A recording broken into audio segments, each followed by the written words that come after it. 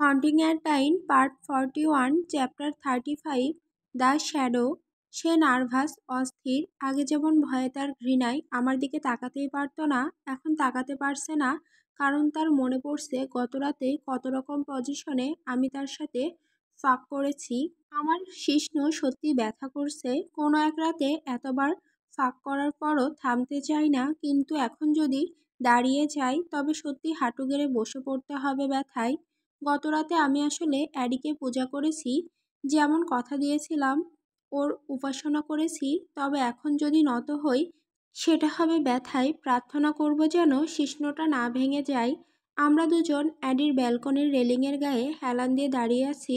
শীত আসার আগে আজকের দিনটা অস্বাভাবিক উষ্ণ, তাই দুজনেই দাঁড়িয়ে বাইরে বাতাস খাচ্ছি। সে কফি চুমুক দিচ্ছে, তার চুল এলোমেলো, গত রাতের থেকে জট লেগে আছে, হাওয়ায় নড়ছে। গতরাতে আমার হাত এতবার তার চুলে ঢুকেছিল, এই অবস্থায় শুকিয়ে গিয়েছিল। সকাল পর্যন্ত আমরা জেগেছিলাম, কখনো আমার শিশ্ন, কখনো আঙুল, কখনো জিহ্বা, সবসময় ওর কোনো না কোনো ছিদ্র ভরিয়ে রেখেছিল। তারপর কয়েক ঘন্টা ঘুম, তারপরই ফোন বেজে উঠল। গতরাতে আর একটা ভিডিও লিক হয়েছে, আর আমি এতটাই ফাকড আপ অবস্থায় আছি যে অ্যাডির গায়ের টেনশন দূর করার মতো মানসিক অবস্থা নেই। ডান বলেছিল ভিডিও লিক করার লোকটাকে ধরা হয়েছে, কিন্তু সেটা ভুল প্রমাণিত হয়েছে। যেই হোক, খুব সাহসী, আর আমি সত্যি কৌতূহলী ওরা কিভাবে এটা করছে যখন সোসাইটি সব কিছু নজরদারি করছে। আমি কাল সাইভিয়ারে ছিলাম, মানে ভিডিওটা সেই রাতেরও হতে পারে। সেই একই গবলেট যা ভিডিওতে দেখা গেছে সেই রাতে ব্যবহৃত হয়েছিল, আর আমি এখন নিশ্চিত সেগুলোতে কোনো নিষ্পাপ শিশুর রক্ত ছিল। যখন আমি দামি হুইস্কি খাচ্ছিলাম, এক ঘৃণিত লোকের সাথে হাসি মজা করছিলাম, তখন কোনো শিশু মরছিল, তার রক্ত পাগলদের পান করার জন্য বের করে নেওয়া হচ্ছিল। আমার ত্বকের নিচে বিদ্যুতের মতো কম্পন শুরু হয়, আর হাড়গুলো গায়ে লেগে না থাকার মতো লাগে। আমি অ্যাডি থেকে দূরে যেতে চাই, কারণ যদি এখন সে তার স্বাভাবিক অ্যাটিটিউড বা ঘৃণা দেখায়, আমি যেভাবে রেসপন্স করব সেটা সে ডিজার্ভ করে না। আমার ক্রমবর্ধমান রাগ অনুভব করে সে কফির কাপটিকে ব্যালকনির পাশে একটা মৃত গাছের পাশে নামিয়ে রাখে। আমি সেই গাছের দিকে আঙুল তুলি। বেবি, যদি একটা গাছ বাঁচিয়ে রাখতে না পারো তাহলে আমাদের বাচ্চাদের কিভাবে বাঁচাবে? সে আমার বুকে চড় মারে। শান্ত হও জেড, কোনো বেবি টেবি কথা না, আমি তোকে ওইভাবে পছন্দ করি না। আমি হেসে ফেলি, কিন্তু তার মুখ হঠাৎ গম্ভীর হয়ে যায়। ঠোঁটের কোণায় সামান্য ভাঁজ পড়ে, ভ্রুর মাঝখানে ভাঁজের রেখা। তুমি কি কখনো ভাবো না জিজি আর তার স্টকের ব্যাপারটা কেমন অদ্ভুত, হয়তো খুব পারফেক্ট? আমি মাথা কাত করি, বুঝতে না পেরে। সে ঠোঁট চেটে নেয়, তারপর তার বেগুনি রঙের রোবের বেল্ট নিয়ে খেলা শুরু করে। তুমি জানো, আমার গ্রেট গ্র্যান্ডমাদারের একজন স্টকার ছিল যার সাথে সে প্রেমে পড়েছিল, আর এখন আমারও তাই হয়েছে। একই বাড়িতে থাকছি এবং প্রেমে পড়ছি। আমি বাক্যটা শেষ করি, মুখে কোনো হাসি না এনে, যাতে সে ভাবে না আমি মজা করছি। সে আমার দিকে তাকিয়ে হালকা কাঁধ ঝাঁকায়, কিন্তু অস্বীকার করে না। এটা একটা ফাঁকি, কিন্তু আমি কিছু বলি না। সব কিছু খুব পাগলাটে আর অসম্ভব মনে হয়। সে বলে, আমি রেলিংয়ে হেলান দিয়ে মাথা উঁচু করে তার চোখে চোখ রাখি। একবার চোখ মিলে গেলে আর ছিঁড়ে যায় না। বাতাসে তার দারুচিনি রঙের চুল নাচে। তুমি কি মনে করো তুমি জিজির পুনর্জন্ম, অ্যাডি? আর আমি রোনাল্ডোর? আমরা কোনোদিনই জানবো না, তাই না? খুব অসম্ভব, তবে অসম্ভবও নয়। তবে আমি মেনে নিচ্ছি, এই চিন্তা আমার ভালোই লাগে। তার মুখে একটা ছোট ভ্রুকুটি দেখা দেয়। তুমি আসলে শুধু এটা ভাবতে ভালোবাসো যে একাধিক জন্ম ধরে আমাকে স্টক করছো। এবার আমি হাসি, আর তার চোখের মণি প্রসারিত হতে দেখে আমার শিশ্ন আবার শক্ত হতে শুরু করে। শালা থাম, ব্যথা করছে। কিন্তু যখন সে জিভ বের করে ঠোঁট ভিজিয়ে নেয়, তখন ব্যথা নিয়ে আর কোনো চিন্তা থাকে না। আমার হাত হঠাৎ তার মাথার পেছনে চলে যায়, টেনে নেই কাছে। সে হাঁ করে গোলাপি ঠোঁট ফাঁকা হয়, আর ওই মুহূর্তেই আমার একমাত্র ইচ্ছা হয় ওই ফাঁকায় আমার শিশ্ন গুজে দিয়ে তার ঠোঁটের মধ্যে সেটা ডুবে যেতে দেখা। আমি কাচের ওপর হেঁটে যেতে রাজি আছি, যদি আবার অ্যারির মুখে ফাঁক করার সুযোগ পাই। সে ধাক্কা দেয়, কিন্তু আমি তাকে শক্ত করে ধরে রাখি, তার হাত রেলিংয়ে ভারসাম্য রাখতে। তার রোফ খোলা, কিন্তু ততটাও নয় যে আমি গতরাতে ওর বুকে কামড়ে যে দাগ রেখেছিলাম তা দেখা যায়। তুমি ঠিকই বলেছ, আমি সত্যিই ভালোবাসি তোমাকে দেখতে, বারবার, জন্ম থেকে জন্মান্তরে। আমি নিচু স্বরে বলি, যেভাবে আমি ওর ভেতরে গিয়ে গভীর হতে চাই। আর আমি এটা ভাবতেও ভালোবাসি যে প্রতিটি জন্মে আমি তোমার প্রেমে পড়েছি, তোমার মিষ্টিভাবে ফাঁক করেছি, তোমাকেও প্রেমে পড়তে বাধ্য করেছি, যেমন আমি তোমার প্রেমে পড়েছি। কি বলেছিলাম ছোট্ট ইঁদুর? তুমি কোনোদিনই আমার হাতছাড়া হতে পারবে না। যদি এটা সত্যি হয়, তাহলে আমি সময় আর মহাকাশ পেরিয়ে তোমাকে খুঁজেছি, আর তুমি কোনোদিন পালাতে পারোনি। সে অবাক হয়ে যায়, কিছুক্ষণ চুপ থেকে তারপর শক্ত গলায় ফিসফিস করে, তুমি জানাও না এটা সত্যি কিনা, বা কত জন্ম ধরে তুমি আমাকে স্টক করছো। আমি তার চুল আঁকিয়ে ধরি, এমনভাবে তাকে রেলিংয়ে ঠেলে দেই যে তার পা মেঝেতে ঠিকমতো ঠেকে না। কি করছো জেড? সে ভয়ে কেঁপে ওঠে, কিন্তু আমার ছোট্ট ইঁদুর শান্ত থাকে, তার বুক ওঠানামা করে। আর তখনই আমি প্রায় ভেঙে পড়ি। সে আমাকে বিশ্বাস করে। চুপ করো বেবি, আমি ফিসফিস করি। এক হাত চুলে কুঁজে রেখে অন্য হাত তার পেটে রাখি। আমি ঝুঁকে তার মুখের প্রতিটি বাঁক আর রেখা দেখি, সেই মুখ যা আমি পাগলের মতো ভালোবাসি। ভয়ে বড় হয়ে আসা চোখে সে আমার দেখা সবচেয়ে সুন্দর। আমি আঙুল তার গালে, চোয়াল বেয়ে গলায় নামাই। তার নিঃশ্বাস বন্ধ হয়ে আসে, তার পালস দ্রুত হয়। আমি হাসি, কারণ আমি জানি আমার ছোঁয়া তাকে কিভাবে পাগল করে তোলে। আমি তার রোগ আরো সরিয়ে দেই। ঠান্ডা বাতাসে তার বুক শক্ত হয়ে যায়, আর আমার জিভ কামড়ানোর ইচ্ছে করে। আমার ছোট্ট ইঁদুর, কিছু না জেনে বেঁচে আছো, না জেনে যে আমি তোমার জন্য পাগল হয়ে আছি। দূর থেকে দেখছি, যতক্ষণ না তোমার কাছে চলে আসছি। শতাব্দীর পর শতাব্দী, ভিন্ন মুখ, ভিন্ন শরীর, কিন্তু একই আত্মা বারবার এক হচ্ছে। আমি তার কানে ফিসফিস করি, তুমি কি এটা কল্পনা করতে পারো?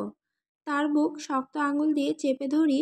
তার নিঃশ্বাস কাঁপে। তুমি কি কল্পনা করতে পারো কতটা গভীর হবে এমন ভালোবাসা? সে কাঁপা গলায় ফিসফিস করে, জানো ডুবে যাওয়ার শব্দ কেমন, কি রকম? যেমন পানির নিচে আটকা থাকার পর প্রথম নিঃশ্বাস, ব্যথার স্বস্তির মিশ্রিত শব্দ। যখন দীর্ঘ সময় ধরে অক্সিজেন পাইনি, সেই প্রথম নিঃশ্বাস ছাড়া আর কিছুই মানে রাখে না। শরীরটা নিয়ে নেয় ইচ্ছার বিরুদ্ধে। এটা কি সবচেয়ে দারুণ ব্যথার অনুভূতি নয়? আমি তার মাথা কাছে টানি, তুমি আমার অ্যাডলাইন। আমি গর্জে উঠি, আমাদের পুনর্জন্ম হোক বা না হোক, এই জন্মে তুমি আমার। আমি তাকে ছেড়ে দেই। সে দেরি না করে উঠে গিয়ে দেয়ালে পিঠ ঠেকিয়ে দাঁড়ায়, যেন তার জগৎ আমি কাঁপিয়ে দিয়েছি, আর সে নিজেকে ধরে রাখার জন্য কিছু খুঁজছে। আমি বুঝতে পারি আমার ভেতর থেকে কীরকম তীব্রতা বের হচ্ছে। এখনো গর্জন করছে আমার ভেতরে। বুঝতে পারছি না অ্যারিকে এখন ফাঁক করব, নাকি গিয়ে কারো মাথায় গুলি করব। তুমি ঠিক আছো? সে আস্তে জিজ্ঞাসা করে। আমার ভেতরের ঝড় বুঝতে পারে। আমি তার দিকে তাকাই, সে সরে যায়, কিন্তু তার হাত কাঁপতে দেখে বুঝি আমি ওর দিকে ভ্রুকুটি করে তাকাচ্ছি। ফাঁক, আমি বলি, মুখের ওপর হাতটা রুক্ষভাবে নামিয়ে আনি। উঠে থাকা দাগগুলো শুধু আমাকে আবার সবকিছু মনে করিয়ে দেয়। আমি দুঃখিত ইঁদুর, আজ সকালে খারাপ খবর পেয়েছি। বারবার খারাপ খবর আসছেই। সে কপাল হয়ে ভাঁজ ফেলে। রোগ ঠিক করে একটু দ্বিধা নিয়ে আমার দিকে এগিয়ে আসে। সাহসী মেয়ে, তার অকওয়ার্ড দৃষ্টিতে প্রায় হেসে ফেলি, কিন্তু এখন আমার ভেতর অনেক বেশি ফাঁপা। তুমি কি এই নিয়ে কথা বলতে চাও? সে অবশেষে জিজ্ঞাসা করে। তুমি কি শুনতে চাও? আমি পাল্টা প্রশ্ন করি। লালচে রঙে তার গাল ভরে ওঠে, কিন্তু সে চোখ তুলে তাকায়। হ্যাঁ। এইবার আমি দৃষ্টি ঘুরিয়ে নিই। তাহলে তোমাকে শুনতে হবে আমি কি করি জীবনে। আমি মানুষ মারি। সে কাঁপা নিঃশ্বাস ছাড়ে, কিন্তু আমি সেটা আশা করেছিলাম। সেটা না করে মাথা নেড়ে বলে, ঠিক আছে। ওর ছোট্ট আর 4 অক্ষরের শব্দটার মানে ওর কল্পনার থেকে অনেক বেশি। তুমি যা শুনতে চাচ্ছ তা তোমার ভালো লাগবে না। আমি বলি, আর প্রথমবারের মতো মনে হয় আমি কোনো অজুহাত খুঁজছি তাকে না বলার জন্য। আমি সবসময় ওর সাথে সত্যি কথা বলেছি, কিন্তু এখন মনে হচ্ছে ওর তীব্র ঘৃণা ভরা প্রত্যাখ্যান সহ্য করতে পারবো না। হয়তো না, সে চিৎকার করে, কিন্তু তুমি বলেছিলে তুমি নারী ও শিশুদের বাঁচাও, সেটা কি সত্যি ছিল না? আমি ওর চোখে চোখ রাখি, বুঝিয়ে দেই কতটা সিরিয়াস আমি। সেটাই করি। আমি যা বলেছি সব 100 ভাগ সত্যি, শুধু এটুকু বলিনি ধরা পড়ার পর তাদের নিয়ে কি করি। তাদের টর্চার করো। সে সহজেই অনুমান করে সেই 4জন রাজনীতিক প্রমাণ করে ফেলেছিল। সে থামে, তার কারামেল রঙের চোখ আমাকে গেঁথে রাখে। সে ঠোঁট কামড়াচ্ছে, হয়তো কিছু ভাবছে। শেষমেশ নিজের মনে মাথা হালকা নাড়ে। আমি ভীষণ কৌতূহলী ওর মাথায় কি চলছে জানতে। বলো, সে দৃঢ়স্বরে বলে। আমি সব জানতে চাই তোমার সম্পর্কে। শেষ কথাগুলো বলার সময় সে নাক কুঁচকে ফেলে, যেন নিজেই ভাবেনি কোনোদিন এই কথা বলবে। এতে আমার ঠোঁটে হালকা হাসি চলে আসে। তুমি কি বলছো? বিসাইডস আমার শিষ্ণ তোমার শরীরের প্রতিটি ছিদ্রে কেমন লাগে সেটা ছাড়া। সে ঠোঁট উল্টায়, গাল লাল হয়ে ওঠে। তুমি এখনো করনি, সে রেগে বলে। এখনো আমি প্রতিশ্রুতি দেই, এখনো ওর পিছন পাইনি, কিন্তু খুব শিগগিরই নেব। জেড, ফোকাস করো, সে ফিসফিস করে বলে, কিন্তু তার আঁটোসাঁটো উরু আর প্রসারিত চোখ এড়িয়ে যায় না আমার নজর থেকে। আমি পাশ ফিরে উপসাগরের দিকে তাকাই, রোদে ঝিকিমিকি করা জলে মনোযোগ দেওয়ার চেষ্টা করি। অ্যাডি থাকলে সবকিছুই ফিকে মনে হয়। একটা ছোট জঙ্গলের দিকে চোখ যায়, যেখানে বাকলহীন গাছের ডালপালা আকাশের দিকে হাত বাড়িয়ে রেখেছে, যেন বাঁচতে চায়। তারা মরছে, আর আমার ভেতরের অনুভূতিটাও ঠিক তেমন। আমি নির্দিষ্ট কিছু মানুষ টার্গেট করি, রাজনীতিবিদ, সেলিব্রিটি, ব্যবসায়ী, ক্ষমতায় থাকা মানুষ অথবা অর্থলোভী মানুষ, যারা টিকে থাকার জন্য সব করতে পারে। দিন শেষে তাদের চাকরি বা অর্থ কোনো ম্যাটার করে না, কারণ তারা সবাই একই। তারা মানব পাচারকারী। বছরের পর বছর ধরে আমি প্রোফাইল রিংগুলো ভেঙে দিচ্ছি। মেয়েদের আর শিশুদের উদ্ধার করে তাদের পরিবারের কাছে পাঠাই বা নিরাপদে গোপন জায়গায় পাঠাই। কিন্তু ৯ মাস আগে একটা ভিডিও ফাঁস হয়েছিল, যেখানে এক শিশুকে বলি দিয়ে তার রক্ত পান করা হচ্ছিল। তারপর থেকে আর কিছু ভিডিও বেরিয়েছে, গত রাতেও একটা এসেছে। আমি থামি, চোয়াল শক্ত করে ধৈর্য ধরে রাখার চেষ্টা করি। গভীর শ্বাস নিয়ে আবার বলি, আমি তোমাকে আগেই বলেছি প্রথম ভিডিওটাই মার্ক ছিল, তাই তাকে আর 3জনকে টার্গেট করেছিলাম। তারা সবাই সেই রিচুয়াল করছিল। মার্কের কাছ থেকে লোকেশন নিয়ে গতকাল ওখানে গিয়েছিলাম বিশ্বাস অর্জনের জন্য, যাতে ড্রাগুয়েন এর ঢোকার অনুমতি পাই। তারা সেই একই গবলেটে খাচ্ছিল যা রিচুয়ালে ব্যবহার করে। আমি থামি, রাগে অন্ধ হয়ে যাচ্ছি, স্বীকার করে নিই। আমি মনে করি গত রাতের ভিডিও ওইখান থেকেই। আর ওই গবলেটগুলো ছিল তাজা রক্তে ভরা, তাদের বলির রক্ত, যখন আমি ওখানে ছিলাম। অ্যাডি কফির কাপ টেবিলে রাখতে গিয়ে প্রায় ফেলে দেয়, তার হাত কাঁপছে, কাপের এক কোণা ভেঙে যায়। ও মাগো! সে ফিসফিস করে চোখ বড় হয়ে যায়, কিন্তু সে চোখ সরায় না। জেড, তুমি জানতেই পারোনি এটা হচ্ছে, তুমি নিজেকে দোষ দিতে পারো না। আমি দাঁতে চেপে ধরি, গর্জন থামানোর চেষ্টা করি, চোয়ালের পেশি ফেটে যেতে চায়। দোষ না দিই মানে কি? আমি সজোরে বলি। সে চমকে যায়, মুখ নরম হয়ে আসে। আমি জেড বানাইনি, আর এই মানুষ হইনি যাতে আমার নিচে কোনো শিশু বলি হয়ে যায়, আর ওই বিকৃতরা তার রক্ত পানি ভেবে খায়। তার চোখে পানি চলে আসে, কিন্তু চুপচাপ থাকে, আমাকে শান্ত হতে দেয়। আমি প্রায় 6 বছর ধরে মানব পাচার মুছে ফেলার জন্য নিজের জীবন দিচ্ছি। সিয়াডল প্রোফাইল রিংয়ের জন্য হটস্পট, কিন্তু ওরা সর্বত্র ছড়িয়ে আছে। আমি যতটা পারি শেষ করে যাব, যতক্ষণ না এই জীবন আমাকে শেষ করে। অ্যাডি চুপ থাকে, সে প্রায় ফাঁকা কফিতে তাকিয়ে থাকে, যেন উত্তর খুঁজছে। হিটার চলার শব্দ নীরবতা ভেঙে দেয়। কিছুক্ষণ পর সে চোখ তুলে আমার দিকে তাকায়, মুখের কোণে এক অদ্ভুত অভিব্যক্তি নিয়ে। কেন? সে ফিসফিস করে। কেন নিজের জীবন ঝুঁকিতে ফেলে এদের মেরে ফেলছো? কেন এই পথ বেছে নিয়েছো? তার কণ্ঠে কোনো বিচার নেই, আছে বোঝার চেষ্টা।